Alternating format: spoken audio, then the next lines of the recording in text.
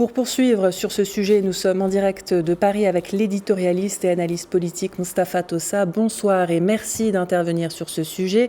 D'abord, comment expliquez-vous ce revirement de situation aussi rapide de la part du président français concernant le Niger, où il martelait il y a quelques jours à peine que l'ambassadeur de France resterait en poste à Niamey?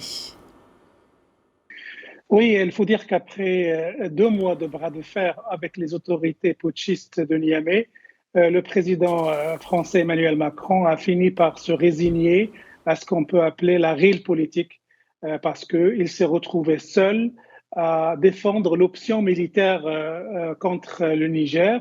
Il a été lâché, entre guillemets, par les pays de l'ECOWAS, de la CEDEAO. Il a été aussi lâché par les Américains. Il n'y a pas eu de solidarité envers lui de la part de ses partenaires européens.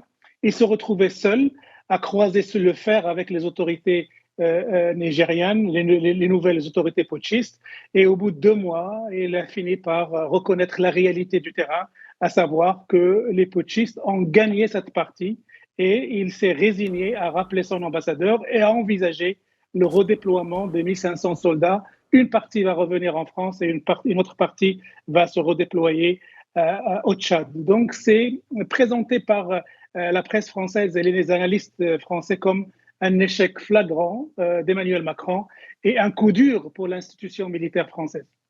Mustapha Tossa, que signifie selon vous ce retrait des troupes françaises du Niger, le départ contraint de l'ambassadeur de France de Niamey, la rupture de la coopération entre les deux pays? Est-ce révélateur d'une nouvelle page qui s'ouvre au Niger, mais aussi pour la France, notamment de sa présence, de son influence dans ce pays et dans la région? Oui, c'est vrai que cette accélération d'événements nous renseigne un petit peu sur le recul progressif de l'influence française, qu'elle soit économique, culturelle et militaire.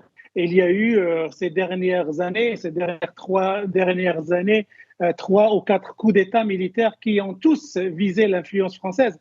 Alors, d'une part, sous la pression militaire russe, sous la pression économique des Chinois, sous la pression idéologique, entre guillemets, des Turcs, les Français ont fini par être la cible préférée de ces pays. Alors, toute la question est de savoir, est-ce que la France d'Emmanuel Macron, est-ce que la diplomatie française va être capable de réinventer une nouvelle doctrine pour imaginer de nouveaux rapports avec cet espace si elle veut conserver ses intérêts vitaux dans cette région?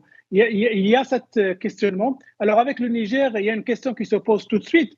Est-ce que Emmanuel Macron va reconnaître la légalité des putschistes, lui qui a dit jusqu'à hier encore qu'il parlait au téléphone avec le président élu Mohamed Bazoum? Est-ce qu'il va nommer un autre ambassadeur à Niamey, ou il va se contenter, comme avec le Mali, comme avec le Burkina Faso, d'un chargé d'affaires? Donc toute la question est de savoir aussi quelle est la physionomie de cette nouvelle politique française à l'égard du Sahel et à l'égard de l'Afrique, après ces coups durs que l'influence française vient de subir ces dernières années. Merci Mustapha Tossa d'avoir répondu à l'invitation de Médien TV. Je rappelle que vous êtes éditorialiste et analyste politique et que vous étiez en direct de Paris. Merci à vous.